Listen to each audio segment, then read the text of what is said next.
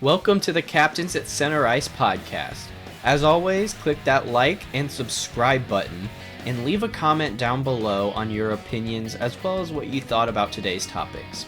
Without further ado, let's bring the captains to center ice.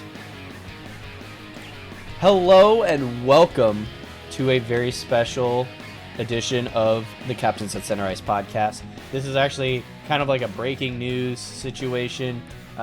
While the information has been out for a while, and by a while I mean a few days, Ryan and I actually didn't get a chance to talk about this topic because it came out after we recorded our podcast and after Mike Babcock got fired.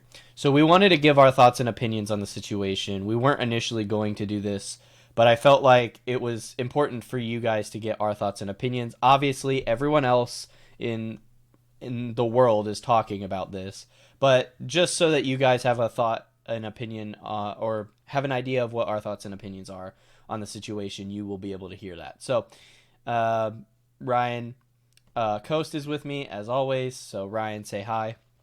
Hi, viewers. It's good to be back.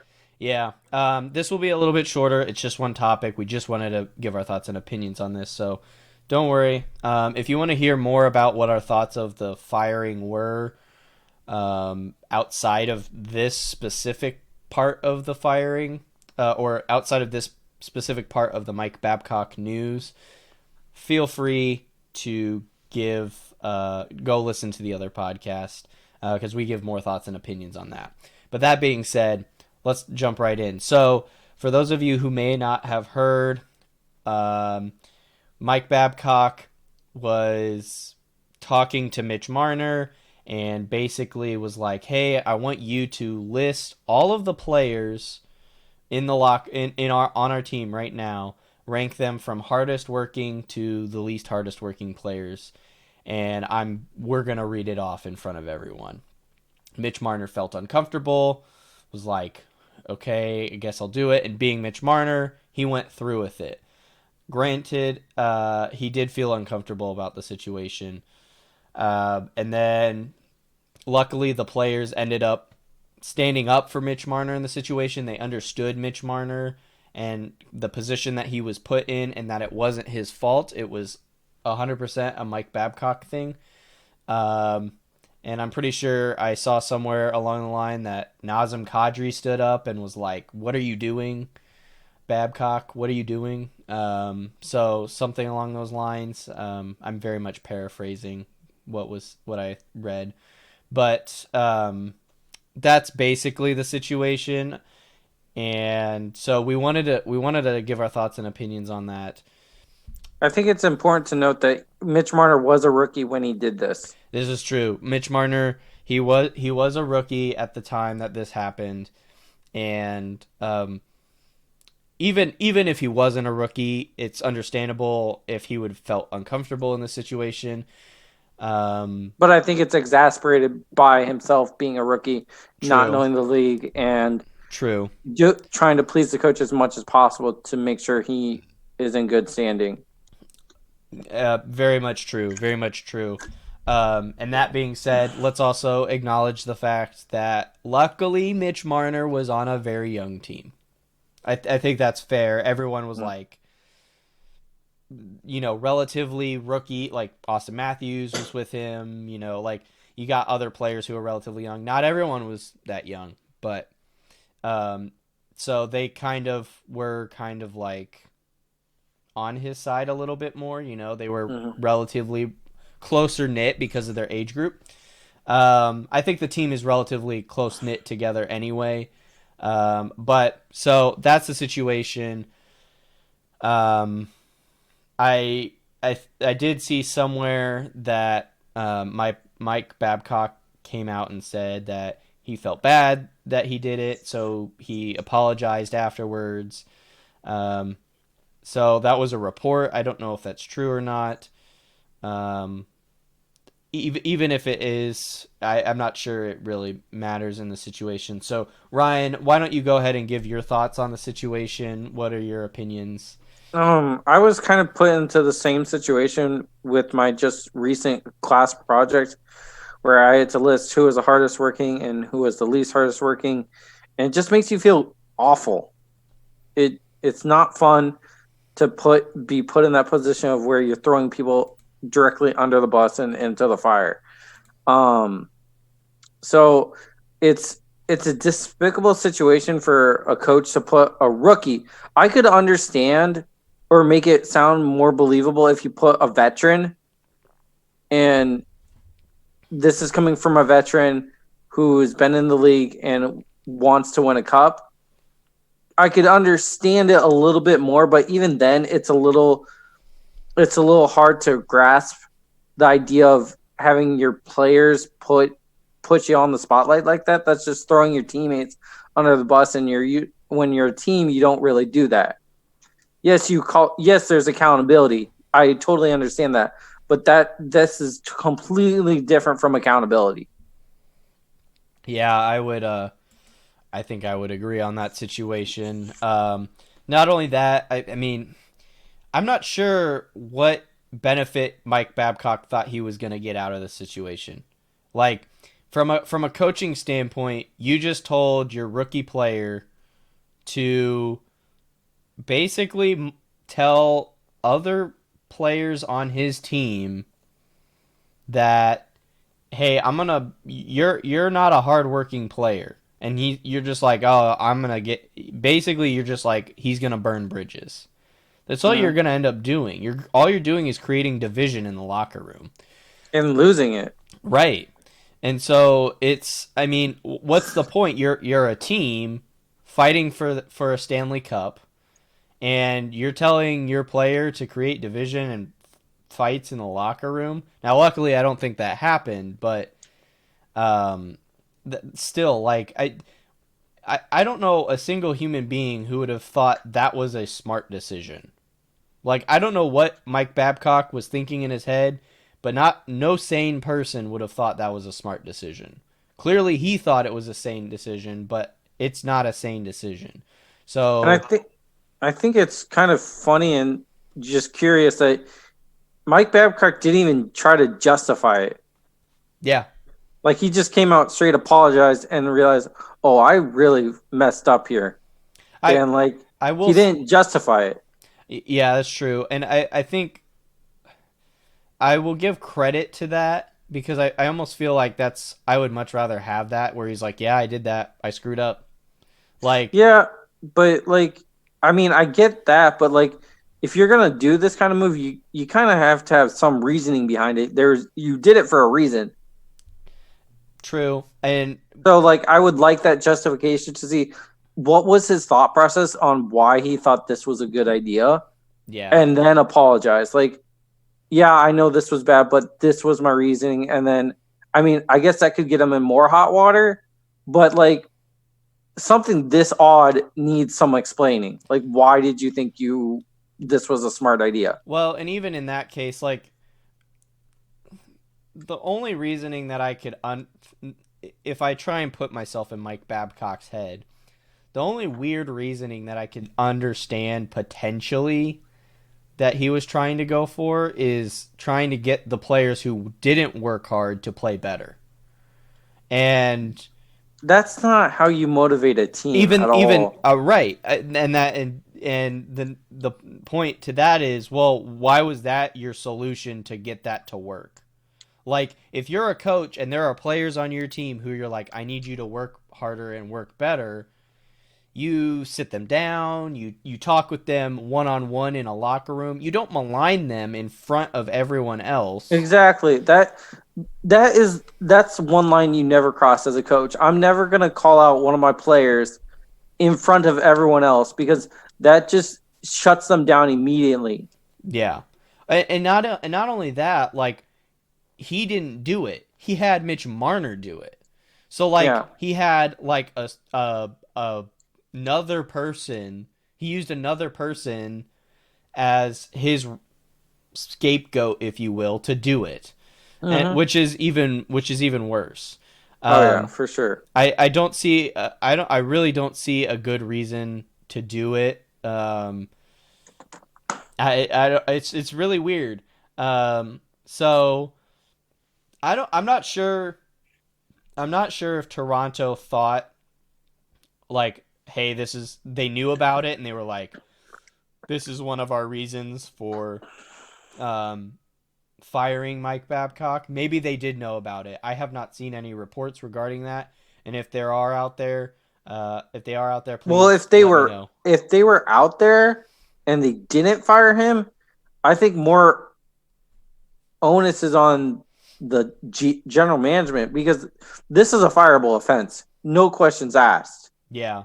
For me. Well, and then I guess the question becomes if management did not know about the situation, and then the question becomes, well, what do you do about that? Because something's not getting reported from the players, and potentially due to fear of, the coach benching them or the coach, doing something to them.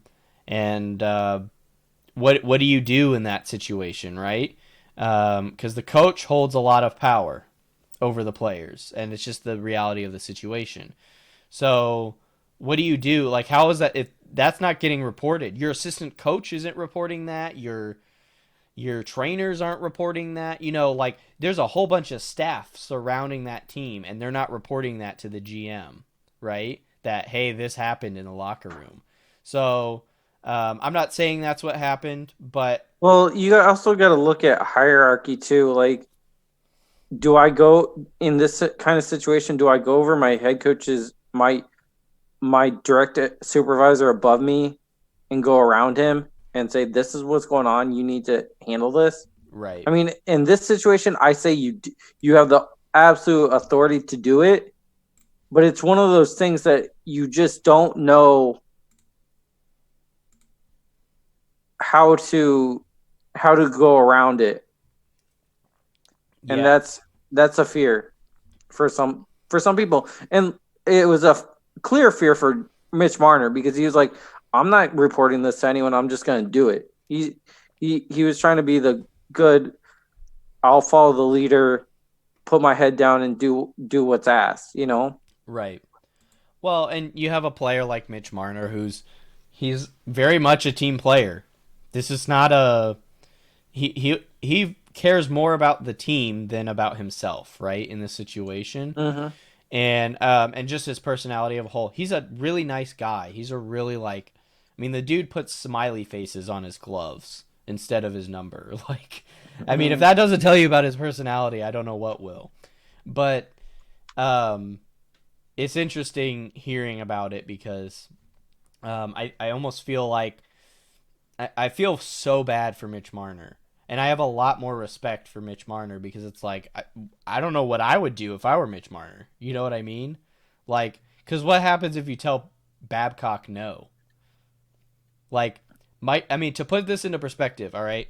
Mike Babcock benched Mike Modano at 499 games. Yeah. Mike Modano never got his 1,500 games, which is ridiculous, by the way. Yeah. So to put that into perspective, a already then all-star was benched.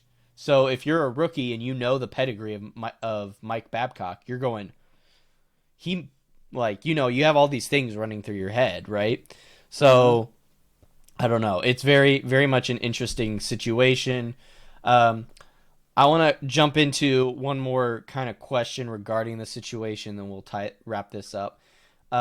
What is your thought? Like, if you're an NHL team, right? This has obviously gone all around the league. Every team has seen this news.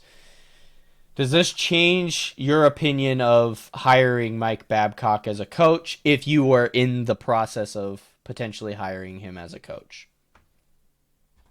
For me, it does, but I also like to counter that.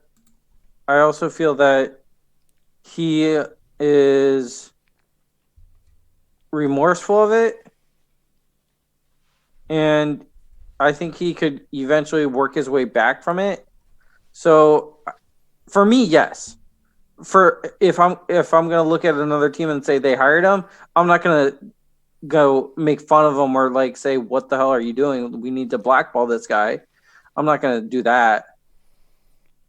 Yeah. But you might have different feelings. So I think here are my feelings on the situation. I think there's a potential for teams who are in a desperate situation to need to hire this guy as a coach. And if they hire him, I'm not sure I would necessarily disagree with their situation, right? Now there's certain teams I would not necessarily be like, oh, like I don't know. I'm trying to think of a team like, Detroit. They might want him, but like someone like Dallas, if Dallas is like, oh, we're gonna fire Jim Montgomery and hire him because now he's available, I'd have some serious questions. I could see Minnesota doing it, but he's got to hire like uh, a public speaker for himself to clear this up. Like what's the word? Like a personal like a public God, I'm blanking on the word too. Like you know what I mean? Yeah, like a public, okay. Not a public commissioner, a public communications specialist to kind of handle the situation. So yeah, I could see that. I like you. I think he will get hired again. I guess I think it will hurt his reputation in teams wanting to hire him. If you let's look at another coach who's similar to him, John Tortorella.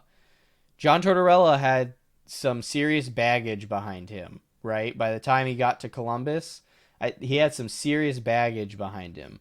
And so there were questions regarding who wants to hire him. And I think it did affect which teams ended up trying to vouch for, hey, we want John Tortorella on our bench.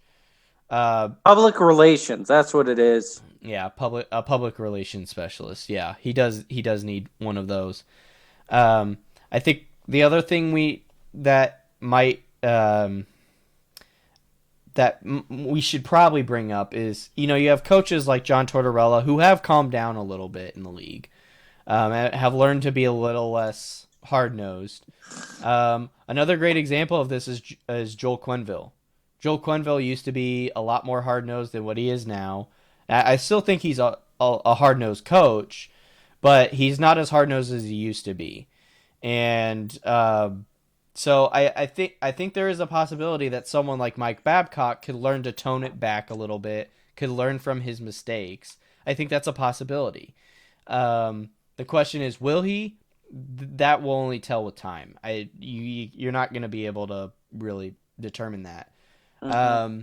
But maybe he would be better suited in like an office setting. You know what I mean? Like a higher up setting, because you look at someone like let's take Daryl Sutter for example.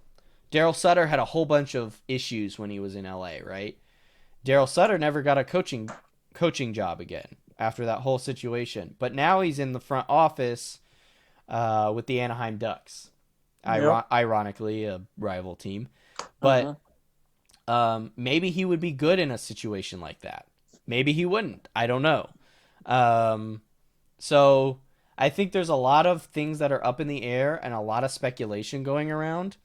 In your let me ask this. So in your opinion, do you think that Mike Babcock will still get a coaching job in the near future? In the near future, no. Okay. But I think a team's going to get desperate enough that wants his type of pedigree that will hire him. Okay. So off season too early for you? No, I don't think the off season's too early. I think mid-season or towards the end of the season, yes, way too early. Okay. I think that's fair. And I should probably also mention that I saw on NHL Network today through Elliot Friedman that Mike Babcock has said that he is kind of holding back a little bit, taking some time off, which I think is smart. letting the situation kind of die off a little bit, clearing his head, you know. Um, yeah, I think that's the smartest decision. I agree with you. I think if he gets hired, it'll be at the soonest. In We've been wrong on this before, but at the soonest, my opinion, I think every team's not going to look at him until the offseason. I just that's how I think of it. I think the same thing happened with Joel Quenneville before he went to Florida. So I think I think that's how it's going to go down. It'll be obviously a major thing that people will be looking at as we go into the off season, because some team's going to be like, oh, we did terrible this season. Who are we going to bring in as a coach? So it'll be interesting to pay attention for. I don't have a whole. I don't think there's a lot more that we need to discuss about this topic. I mean, I think we pretty much hit everything on the head. Viewers, let us know what you think. Like, comment, subscribe. Leave a comment down below what you thought of the situation. I think a lot of people are on the same boat. Pretty terrible thing to do. Not sure why you would do it as a coach. Yeah, I've basically heard the same thing from people who are pro, like, analyzers, pro analysts. So people like Ray Ferraro, Jeremy Roenick, etc., etc. I've heard some pretty similar comments. I'm not sure there's a single person who has stood up and been like, no, Mike Babcock was in the right in this situation. I haven't seen a single person do that. So yeah. That being said, we'll see what ends up happening with Mike Babcock. Obviously, you could take this argument into our 19 the style of coaching that Mike Babcock kind of brings into the NHL. Is that style dying or not? We're not going to jump into that. Do you think, last question, and then we'll end it. Okay. Do you think the NHL should step in here and give Mike Babcock a suspension or some type of reprimand for this kind of behavior? Do you think? I think it's not possible. Do you think the NHLPA should go after him a little bit? I think it would be possible to fine him. Maybe. Well, it's tough because I don't know what his contract entailed, and now that his contract's over with, I don't. He's not technically part of the NHL right now, so I don't know if they can do anything. Yeah, but I'm sure there's been, like, if someone I'm sure there has to have been a scenario where someone retired and then they, after a dirty hit or something, and they wanted to come back to the league, but the NHL said no because you did something nasty and you got to pay some consequences for that. Not to my knowledge, but I could be wrong on that situation. My knowledge of NHL history is limited to some people compared to some people. Not to my knowledge, though. I don't. Nothing like that is coming to my head on a situation like that. What I could see the NHL doing is implementing a new rule in place to help players in a situation like this, because players are at the downfall in this situation because they can't do a whole lot. So maybe there's like an anonymous tip to the NHL and the NHL investigates. I could see something like that going on. Maybe a specific position in each team that deals with reports like this. That's so, and it comes off as anonymous, so players don't get ratted out or whatever.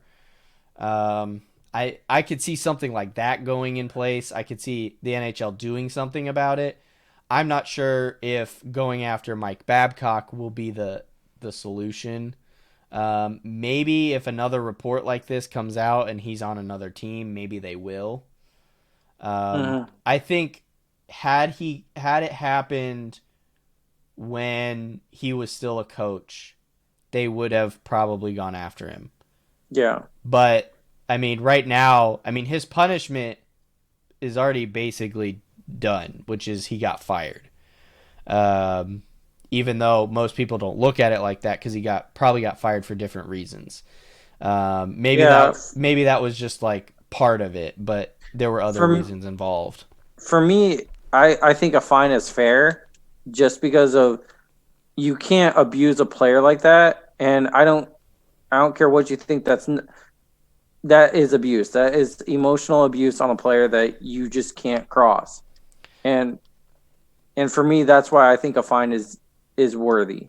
I could see my worry about a fine is I don't think I'm like 99% sure. I could be wrong on this, that they won't be able to fine a player who's not or a player or a coach who's not in the league, and he's technically not in the league. He's technically a free agent, if you want to think of it like that. So, well, maybe the NHL. I mean, maybe the GMs and owners will do a Colin Kaepernick with him and just blackball him, maybe, yeah, for a while, and that seems just as justified.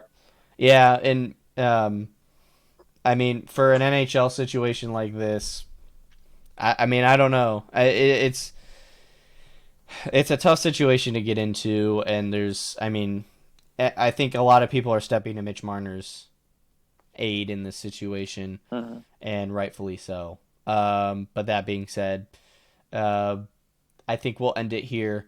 It is a good question, though, Ryan, and like I said, like, comment, subscribe. Let us know down below what you think. And yeah, as always, we will have our regularly scheduled podcast, which will be coming up in the weekend of December 7th. That'll kickstart our 4-part series of divisional breakdown, which will be really nice. Yep. So be sure to look out for that podcast. And I can officially say, by the way, we are on Podbean for the first time. I've uploaded the last 2 podcasts. This one will also be up on there. But get ahead on those because at the current state of where right now we're using the free version. So I can only have 5 hours up at a time. So 5 weeks later, that podcast is going to go away. Every podcast will be up on YouTube, and I'm working to get it up on other places as well. But for now, Podbean is your place. Just look up Captains at Center Ice. Link will be down in the description as well.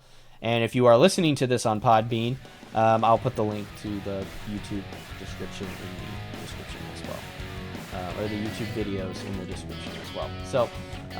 That being said, like, comment, and subscribe, and we will both see you guys coming up here in the weekend of December 7th. Thank you all for watching. I know this was a little bit of an impromptu podcast. I hope you guys enjoyed, and we will see you all later. Bye.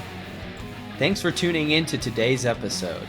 As always, like I said before, like and subscribe, and leave a comment down below on what you thought about today's topics. Thank you for joining the Captains at Center Ice, and we'll see you in the next episode.